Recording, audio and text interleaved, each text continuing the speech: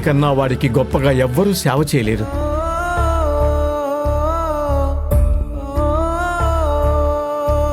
ఇంటికి వెళ్ళాక వాణ్ణి నువ్వే చూసుకోవాలి నిలవేణి.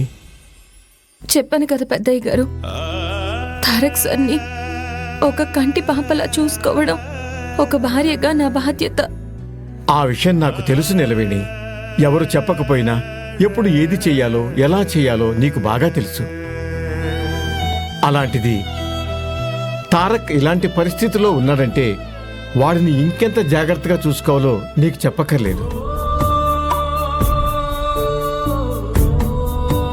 తారక్ సార్, కొన్నాళ్ల పాటు మీరు నడవకూడదు, మీ కాలు నేల మీద మోపకూడదు.